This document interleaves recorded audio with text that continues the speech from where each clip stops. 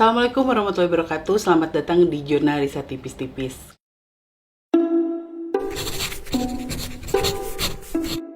Kalau biasanya kalian ngelihat saya dan saudara-saudara saya itu di YouTube untuk penelusuran di tempat-tempat seram. Nah, di fanpage Facebooknya Jurnalisa ini sengaja kita bikin konten yang berbeda. Mungkin lebih ke Q&A sama ngobrol-ngobrol secara lebih intim bersama saudara-saudara saya di Jurnalisa. Kalau di hari kemarin, di episode lalu, itu ngobrolnya sama Riri. Nah, di episode ini, saya bakal ngajak ngobrol talent paling muda di Jurnalisa. Jadi inget banget, dulu itu memulai bareng dia itu pada saat dia masih SMA. Dan masih burik, guladik gitu ya. Tapi sekarang makin kesini makin glowing gitu. Terus bajunya makin ecreg ya. Ecreg itu pantas gitu. Kalau dulu tuh aduh kayak sebat-sebet gitu, sebat-sebit. Namun sih ngomong-ngomong Risa, sekarang perubahannya terasa banget gitu ketika akhirnya bergabung dengan Jurnalisa sampai sekarang. Dari mulai yang followersnya tuh cuman aduh krocong mumet gitu ya. Sekarang tiba-tiba wow gitu. Salah satu followers di Instagram itu yang terbesar gitu dibanding saudara-saudara yang lain. Mari kita sambut Indi Ratna Pratiwi. Hai. Ini sebenarnya agak bingung juga ngobrol sama dia karena memang alay kan kamu kan. Alay juga cantik. Iya, nggak apa-apa. Iya kan pas dadai. Iya, soalnya di akun Instagramnya Indi tuh paling banyak TikToknya gitu ya. Nggak apa-apa, saya juga suka. Cuman ngeditnya lama gitu kalau saya kan. Terus dia juga paling suka, "Hai guys, aku sekarang lagi pakai ini, harganya Melekat ya.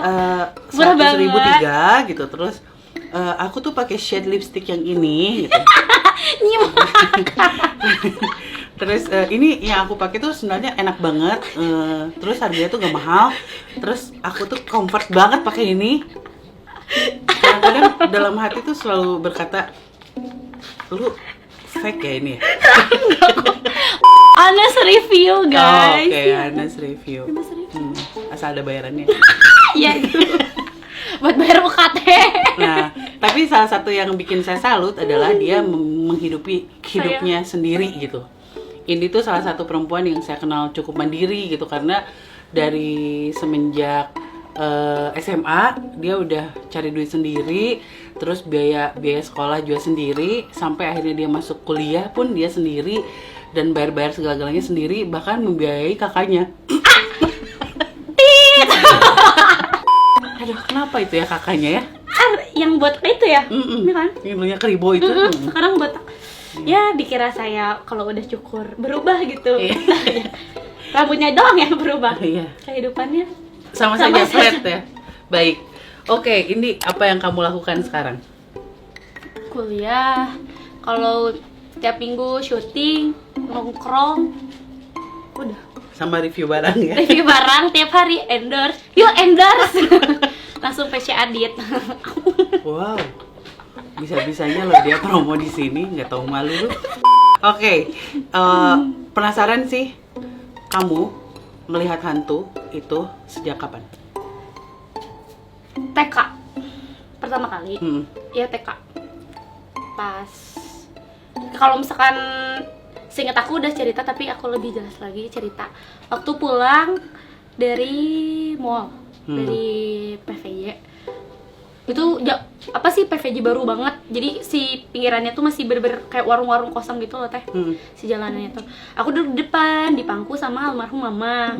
Belakang tuh ada mama kamu juga. Ada tante-tante yang lain. Aku duduk di pangku. Kan kalau malam macet, situ kan udah gelap. Tapi sorotan lampu dari mobil tuh terang kan, ke kiri kanan ke jalanan tuh jadi terang. Nah, pas banget stuck di kiri kanan tuh gelap. Warung-warung kaki lima udah kosong gitu. Aku duduk lah. Terus banyak orang nyebrang gitu. Nah, ada satu cewek duduk di atas box cooler gitu loh. Terus kayak, dan itu tuh keadaannya rintik-rintik, gerimis. Terus dia kayak gini. Dia sekali-kali gini kakinya, mungkin kayak orang kedinginan gitu loh, gini-gini. Ucang angge. Iya, ucang angge. Terus rambutnya segini dan mukanya teh kayak bekas bener-bener darah masih baru kecelakaan gitu. Aku kira teh orang kecelakaan. Ya di lu ngobrol situ. ke sini dong. Oh ya, kesini ya. Oke, kan kecelakaan gitu ya teh. Aduh, mohon maaf. Karena si jarak warung sama mobil tuh deket banget, jadi hadap-hadapan seakan-akan tuh. Jadi dia ngadep, nah kayak Mas Dodo gitu duduk. Aku lihat ke kamu, kamu lihat ke aku gitu lah. Dia pelong-pelong sama aku teh, lihat-lihat terus aku, pas lihat-lihat teh, dia makin merhatiin aku teh. Ini teh darah semua, sebenget, semukaan. Terus kayak langsung kayak, hah, ini teh kayak masih kebayang banget putih, semulutnya teh kayak gak ada mulut gitu, putih gitu. Dia kayak nyatu sama kulit muka, terus kayak darah, terus dia kayak senyum aja gitu.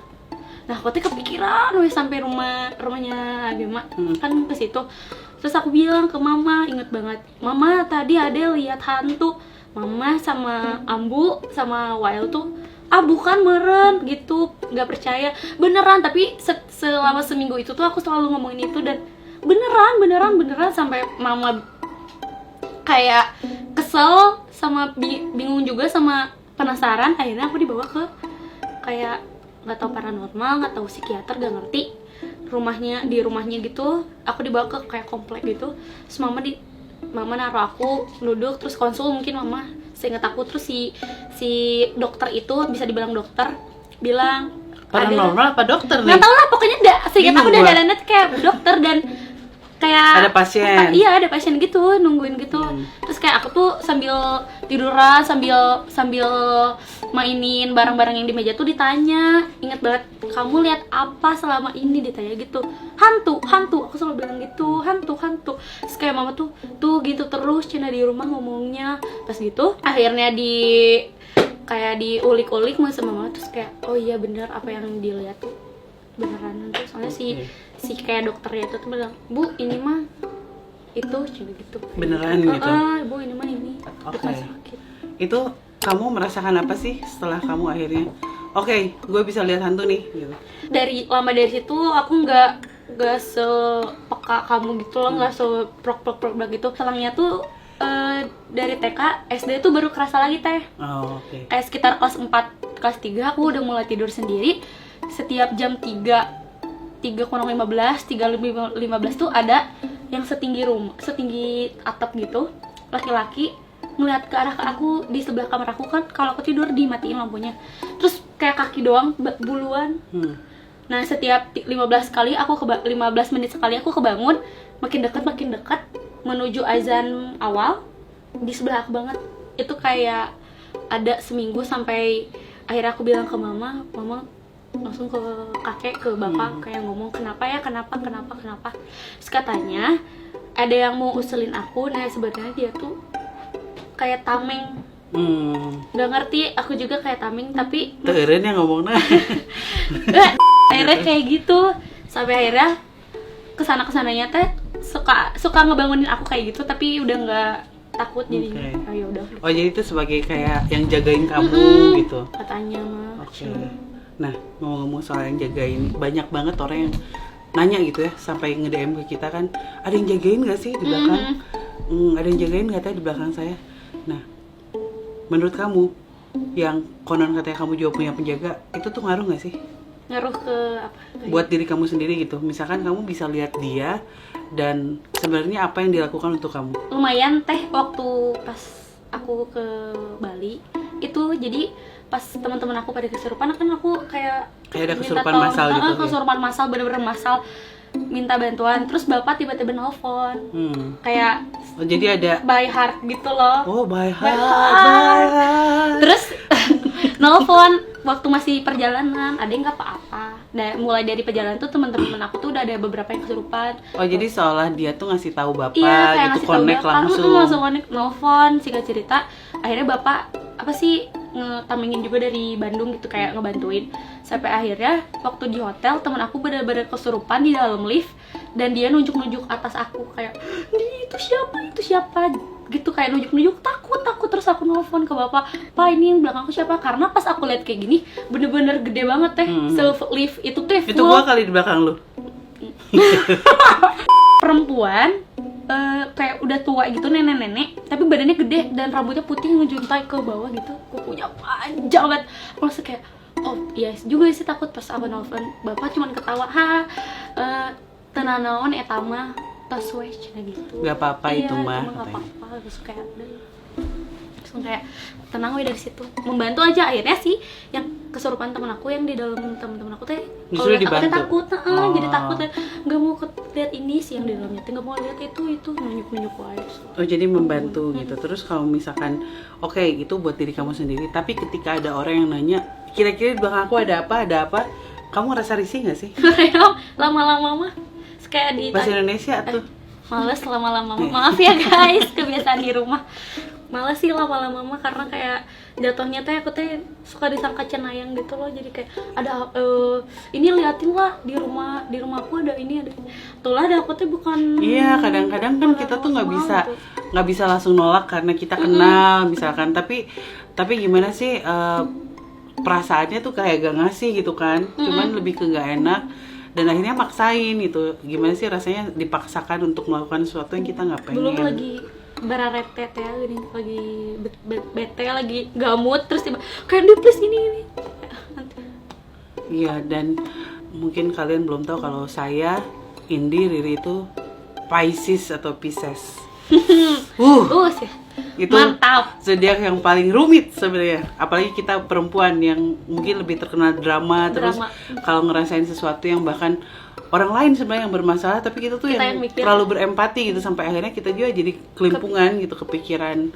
Makanya sebenarnya kita orang-orang yang cukup berat untuk menerima permasalahan orang lain. Pun ketika kita dengar permasalahan soal hantu gitu, apalagi yang menyebabkan kematian dari yang bersangkutan, aduh, itu tuh kepikiran Itu sampai kepikiran lama kan.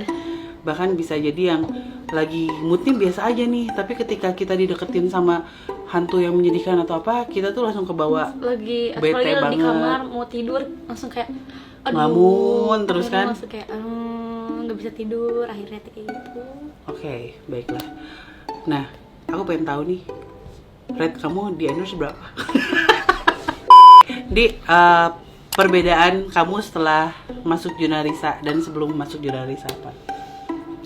Sebelumnya aku kayak masih apalah, benar-benar merasa aku teh cuman aku di umur segitu yang nothing banget. Tidak bisa melakukan apa-apa Iya, gitu. kayak nothing. Setelah masuk tuh, nah awalnya waktu pas pertama kali video tuh aku nggak mau ikut teh awalnya, soalnya lagi di ulang tahun temen aku. Terus AA maksa, udah ikut aja. Mungkin itu tuh sebuah awal nasibku berubah dari Allah Subhanahu Wa Taala gitu ya.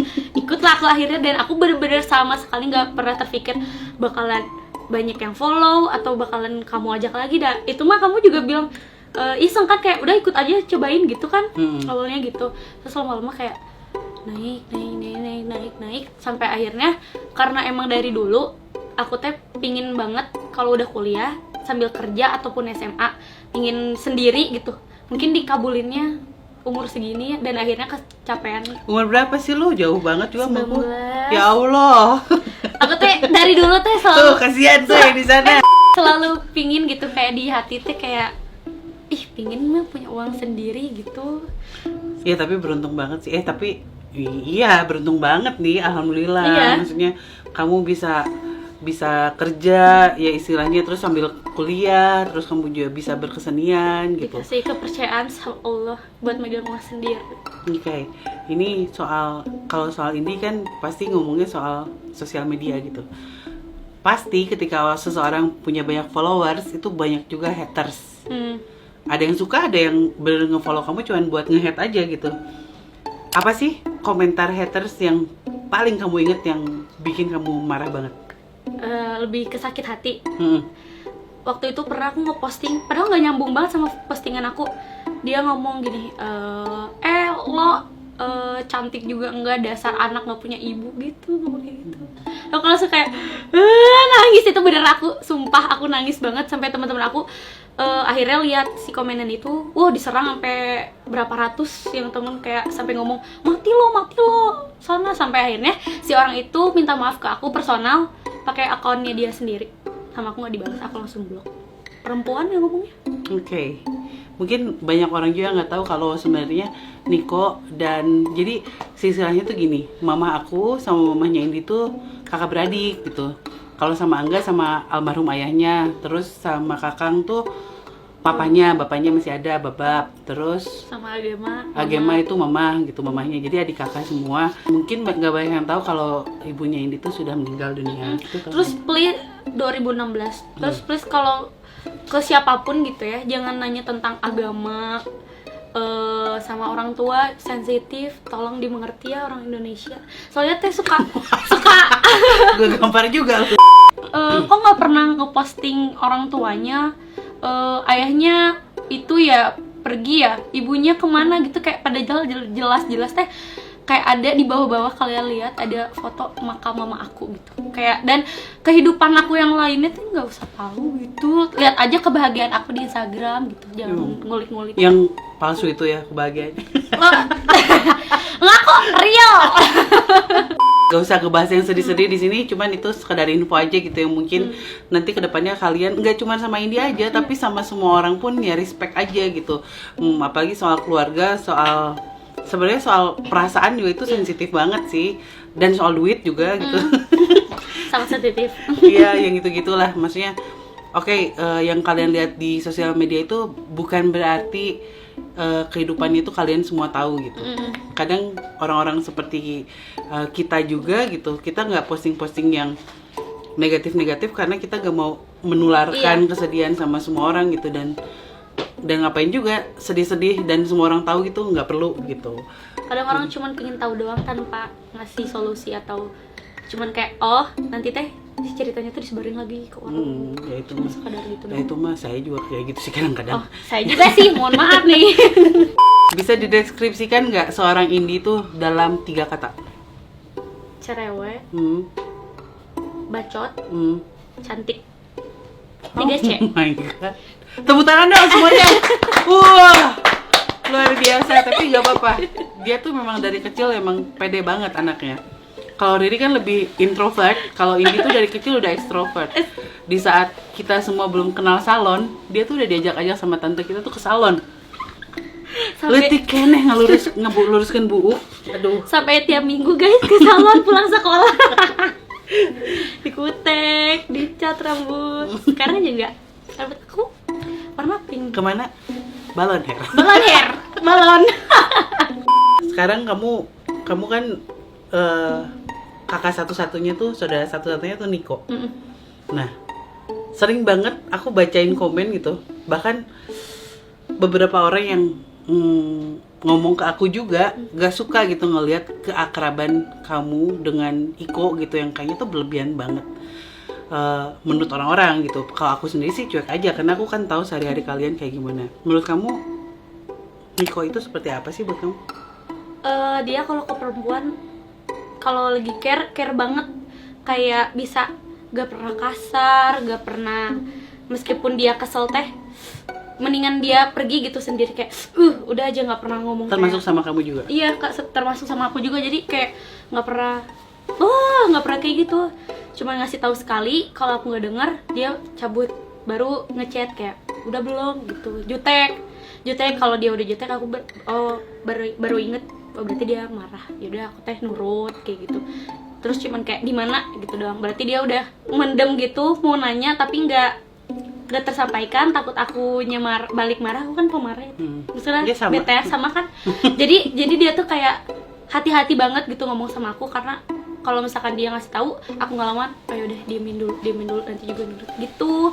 Karena dan mungkin karena Teren beb satu-satu cewek yang harus dia jaga gitu ya, setelah mama nggak ada gitu, cuman aku doang meren. Jadi dan pacarnya mungkin. Oh iya, dan pacarnya. Jadi yang gonta-ganti itu. enggak, sekarang nggak ganti. Oh, iya.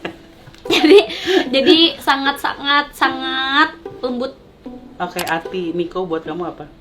Everything. Hmm. Jadi jangan kasih itu ya backsound me for wherever you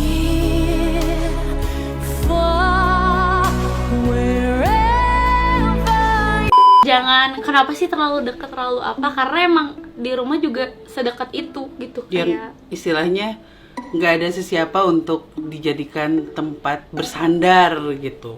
kadang kayak kalau ke mall juga pegangan tangan, sedekat itu, bukan ngada-ngada gitu, karena sedekat itu. Oke, kamu punya pacar? Punya.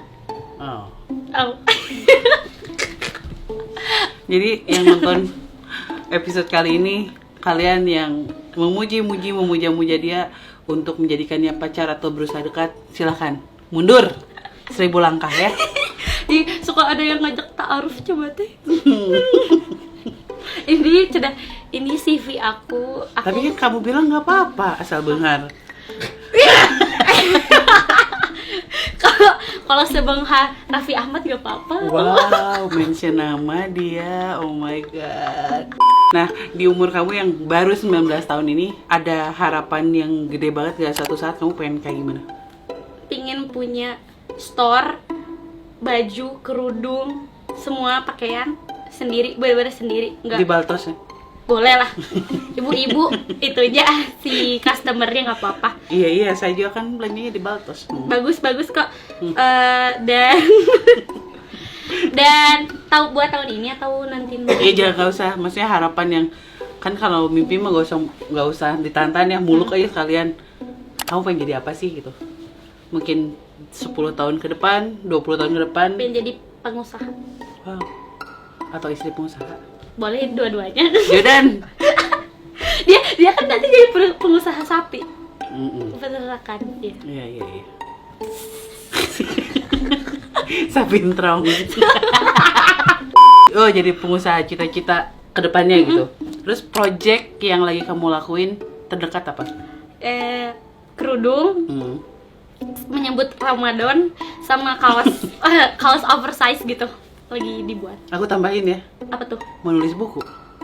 Aduh, iya kan tuh kan deadline. Baru ingat. Mana itu bulan Mei ya? Astagfirullahaladzim guys, iya aku mau bikin buku. Nanti dibaca ya.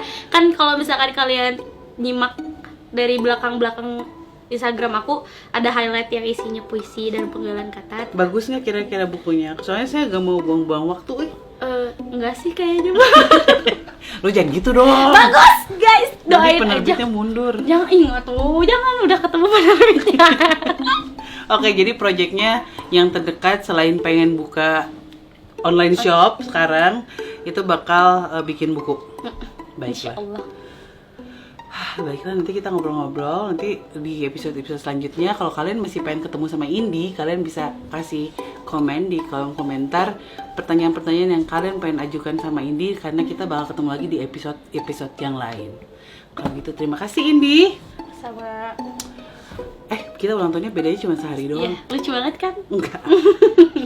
Satu sifat kita guys. Enggak, kalau dulu tuh aku sedih karena pas Indi ulang tahun tuh dirayain gitu. Pas gue ulang tahun sepi, krik dianggap kolot. Iya, maaf ya. Ya udah kalau gitu, sampai ketemu lagi minggu depan di episode selanjutnya bersama personil jurnalis yang lain. Assalamualaikum warahmatullahi wabarakatuh.